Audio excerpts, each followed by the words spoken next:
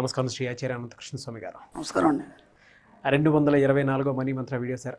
Last వీడియోలో మీరు చెప్పారు చూసారా, వ్యవసాయానికి సంబంధించినటువంటి రైతులు ఎవరైతే ఉంటారో వారికి మీ పంటకి కృతజ్ఞత చెప్పండి అని చెప్పాలి. దానికి చాలా పాజిటివ్ కామెంట్స్ చేస్తారు. ఎస్, అంటే ఎక్కడో రైతులు కష్టపడి పనిచేస్తారు కానీ బ్లెస్ చేయడం అనేది చాలా తక్కువ మందికి తెలియదండి. తెలియక వాళ్ళు మనసులో అనుకుంటారేమో కానీ బట్ బ్లెస్ చేయాలన్నవే ఆ విషయాన్ని గుర్తు చేయడం కూడా గొప్పే. ఆలోచన రాదు, తెలియదు. తెలియదు. సబ్జెక్ట్లో చాలా ఉంటుందండి. ఒక్కొక్కటి లోతుకి వెళ్తున్నా కొద్దీ మనకి ఇంకా చాలా మంచి మంచి సబ్జెక్ట్ వస్తుంది. కానీ మనకు తెలిసే మనం చెప్తున్నాం. అదే అదే లేదు, చాలా బాగా రిసీవ్ చేసుకున్నారు. అంత బాగా కామెంట్స్ పెట్టడం జరిగింది. Thank you so much once again. రైతుల తరపున, నా తరపున, ఆడియన్స్ తరపున మీకు థ్యాంక్ యూ అండి. 224వ మనీ మంత్ర వీడియోలో ఏం చెప్తున్నారు? నా దగ్గర ఒక క్లయింట్ వచ్చిందండి. ఉంది కదా, ఏమంటే నాకు అప్పులు అయిపోయినాయి, ఏం చేయాలి, ఏం అర్థం కావట్లేదు, నా అప్పులన్నీ ఎలా కట్టాలి, నన్ను ఎవరికి అడిగి చేసావు మొన్న అంటే ఎవరికి అడిగి చేసామంటే ఇంట్లో తెలుసా మీ ఆయనకి అని దాని మీనింగ్ అది. అంటే ఇప్పుడు నేను ఇంతకుముందు కూడా లేడీస్ విషయంలో అప్పులు ఎలా చేస్తారనేది నేను చెప్పడం జరిగింది. అలాగే ఏమీ కూడా అడిగితే మా ఆయనకు తెలుసు అండి అని. మరి ఇంకేంది, ఆయన కడతారు కదా అన్నాను. ఆయన కట్టలేని స్థితి అండి అని. అసలు ఎందుకు జరిగినాయి అప్పులు అనేది అడిగాను. అంటే ఇప్పుడు ఆయన ఒక నెలకి 40,000 సంపాదిస్తాడు. 2 అమ్మాయిలు, ఈమె 4 ఫ్యామిలీ. 40,000 హ్యాపీగా బతకొచ్చు కదా. అవును, హ్యాపీగా బతకొచ్చు. మరి అప్పులు ఎందుకైనా 5-6 లక్షలు నేను పిల్లల కోసం ఖర్చు పెట్టానండి. ఇక్కడ ఎలా ఉంటుందంటే ఇది వినేవాళ్ళకి అబ్బాయి ఎంత కరెక్ట్ కదా, ఆమె ఏం తప్పు చేసింది అనే విధంగా ఉంటుంది. కానీ మన సబ్జెక్ట్లోకి వచ్చేసరికంటే సిల్లీగా ఉంటుంది. ఇప్పుడు అవన్నీ చూసుకోవడానికి వాళ్ళ ఆయన ఉన్నాడు.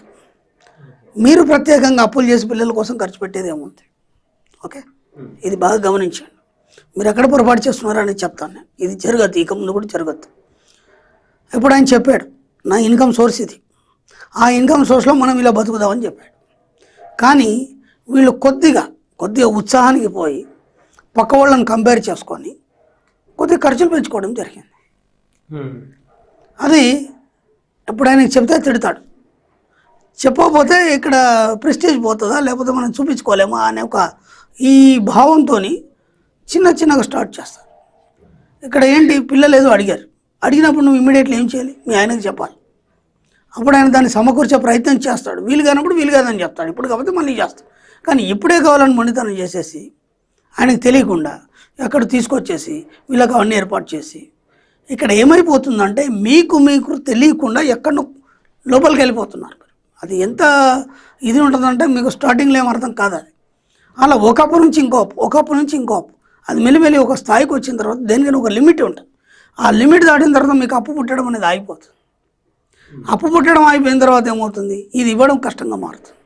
అప్పటిదాకా మీరు ఏం చేశారంటే అందరూ ఆలోచనలు అదే, మనం ఎన్నోసార్లు చెప్పుకున్నాం. ఫస్ట్ వస్తుందంటే ఇది కట్టడానికి ఇంకొక అప్పు చేయడం, అది కాగానే ఇంకొక 2 అడిగి పెట్టడం. ఈ రొటేషన్ లైఫ్ జీవితాంతం పోయిన తర్వాత మీరు ఎప్పుడు స్థిరత్వాన్ని పొందుతారు, ఎప్పుడో ఒక స్థాయికి వస్తారు, ఎప్పుడు లక్షల కోట్లు సంపాదిస్తారు. కాబట్టి ఇలాంటి పొరపాట్లు చేయకండి మీరు. ఇప్పుడు మీరు ఏం చేయాలి, మరి అప్పు చేయకుండా ఆ పిల్లల కోరికలన్నీ తీర్చాలి. ఓకే, అలాగే మీ ఆయన కూడా వాళ్ళకి సహకరించాలి. దీనికి చిన్న టెక్నిక్ మనం చెప్పుకుందాం. ముందుగా పిల్లలకి మన సబ్జెక్ట్ నేర్పించండి. ఓకే, ఎంత వీలైతుందో మన సబ్జెక్ట్ నేర్పించండి. కూర్చొని చెప్పేదేం లేదు, జస్ట్ మన వీడియోలు చూపించండి. ఒక ఇంటర్ డిగ్రీ అయిన పిల్లలకి ఒక అవగాహన ఉంటుంది ఒక సబ్జెక్టు మీద. మన వీడియోలు చూపించండి మ్యాక్సిమం. అంటే డబ్బుని ఎలా ఆకర్షించాలి, వాళ్ళకి కావాల్సిన వస్తువుని ఎలా ఆకర్షించాలి, ఇవన్నీ కూడా వాళ్ళకి అర్థమైపోతాయి. ఇప్పుడు ఏమవుతుందంటే ఆ పిల్లలు వాళ్ళకి కావాల్సిన వస్తువుల్ని వాళ్ళు ఆకర్షించడం వల్ల దానికి సరిపడే వనరు వాళ్ళ ఫాదర్కి వస్తాయి. అంటే శాలరీ పెరగడం కానీ, లేదంటే చేసే పనిలో ఏదైనా ఇంకా కొద్దిగా అమౌంట్ కలిసి రావడం కానీ, ఇంటెన్సివ్ పెరగడం కానీ, ఇలా ఏమవుతుందంటే ఇప్పుడు ఆయనకి ఇన్కమ్ పెరుగుతుంది. ఆయనకి ఇన్కమ్ పెరిగినప్పుడు ఆయన హ్యాపీగా ఉన్నప్పుడు పిల్లలకి ఇది కొనివ్వడానికి వెనక్కి రాడు కదా. ఎంత బాగుంది చూడండి. ఇప్పుడు మీరేం చేస్తారంటే మీరు కూడా అతని ఇన్కమ్ సోర్స్ పెరగాలని, అలాగే పిల్లల కోరికలన్నీ తీరాలని మీరు అఫర్మేషన్ చేయండి.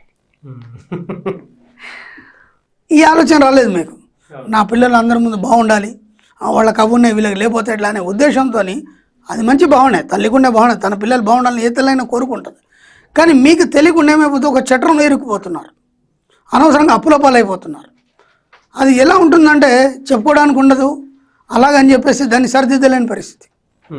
ఇప్పుడు ఆయనకు వచ్చే ఇన్కంలో ఈ అప్పులు కడతాడా, లేదా వీళ్ళ సమస్యలు ఏవైతే వీళ్ళకి కావాల్సినవన్నీ సమకూరుస్తాడా, లేదా ఆయన సమాజంలో ఒక స్టేజ్లో బతకాలనుకుంటాడు, దానికి వచ్చేది 30-40 ఏం చేస్తాడు ఆయన?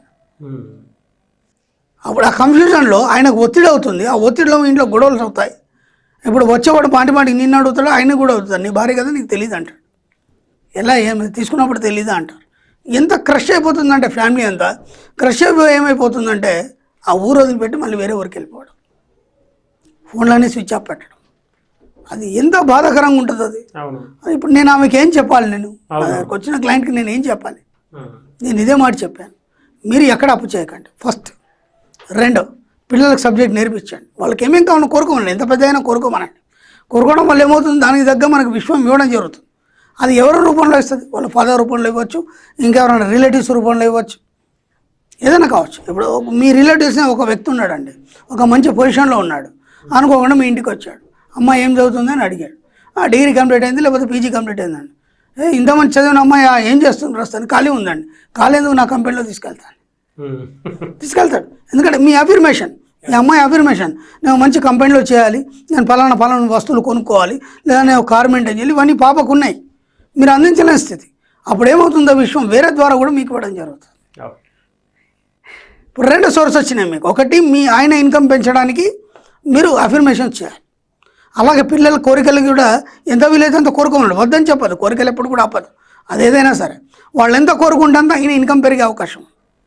దాంతోపాటు మీరేం చేస్తారంటే, ఉదయం లేచి ఇంట్లో వంట చేసుకుంటే ఇవన్నీ కాకుండా మీరు ఇంత సబ్జెక్ట్ తెలుసుకున్నారు కాబట్టి మీరు కూడా ఏదైనా వర్క్ చేయడం కానీ ఇన్కమ్ సంపాదించడానికి మీరు కూర్చున్న దగ్గర ఏదో ఒకటి చేయండి. అది ఖచ్చితంగా చేయండి. మీరు అది చేయకపోతే అలాగే కూర్చుంటే దానికి వాల్యూ ఉండదు. ఎందుకంటే ఇంత సబ్జెక్ట్ తెలుసుకొని మనం అలా కూర్చోవడం వల్ల మనం ఏం చేస్తున్నాం అసలు, మనం రేపు ఫ్యూచర్లో ఏం కావాలనే ఆలోచన లేనప్పుడు సబ్జెక్ట్ తెలుసుకోవడం కూడా బెస్ట్. ఎందుకంటే ఇప్పుడు ఆడవాళ్ళు కూడా పెద్ద బిజినెస్ మ్యాగ్నెట్లు ఉన్నారు. వాళ్ళు అలాగే కూర్చుంటే ఈరోజు ఆ స్థాయిలో ఉండేది కాదు. ప్రపంచవ్యాప్తంగా కొన్ని కోట్ల బిజినెస్ చేస్తూ ఎంతోమంది ఆడవాళ్ళు ఉన్నారు. మీరెందుకు అలా కూర్చుంటారు? మనకు ఒకటి అలవాటు అయిపోయింది, భర్తనే చేయాలి, ఆయన సంపాదన మీద ఆయన హ్యాపీ కూర్చోవాలి, లేదా బతికేయాలి, లేదా ఏదో చేసేయాలి. అది కాదు, మీరు కూడా సంపాదించే మనస్తత్వాన్ని కలిగి మనీ కానీ లేకపోతే డబ్బు కానీ సంపద కానీ వీటిని అఫర్మేషన్ చేయండి. ఎంత వీలైతే అంత అఫర్మేషన్ చేయండి. నా దగ్గరకు ఒక లేడీ వచ్చింది, వాడు మీ క్లాస్కి వచ్చాను, నేను హౌస్ వైఫ్, నేనేం చేయలేని పరిస్థితి, నాకెలా వస్తుంది ఇన్కమ్ అని అడిగింది ఆమె. కరెక్టే కదా, ఆమె బయటికి పోతే ఎక్కడ జాబ్ చేస్తే ఆమెకు ఇన్కమ్ వస్తుంది. ఏం బయటికి పోవడం లేని పరిస్థితి, ఇంట్లోనే ఉండేది కదా. అనుకోకుండా కొందరు తెలిసిన లేడీస్ వచ్చారు, ఇలా మాట్లాడుకుంటూ ఆమెకు ఒక వర్క్ చెప్పారు. అనుకోకుండా ఒక వర్క్ చెప్పారు, ఈ వర్క్ మీరు చేయండి, మీరు చేస్తే మేము తల కొంత డబ్బు ఇస్తాం, తల కొంత షేర్ చేసుకొని డబ్బులు ఇస్తాము. నాకు రాదు ఆ వర్క్, ఎందుకంటే మేము నేర్పిస్తాం, ఎందుకంటే మేము చేయలేము, మేము చాలా బిజీ ఉన్నాం అని చెప్పేసి ఆమెకు ఆ వర్క్ ఇచ్చారు. ఆమె మెల్లిగా 1 నెలలో ఆ వర్క్ అంతా చేసి పెట్టినా తల కొంత ఇచ్చారు. ఆ తర్వాత ఇంకొక 2-3 టీంలు వచ్చినాయి. ఆ 2-3 టీంలు వచ్చి ఆ వర్క్ కూడా ఇచ్చారు. దాంతో మెల్లిమెల్లి ఇన్కమ్ సోర్స్ స్టార్ట్ అయిపోయింది.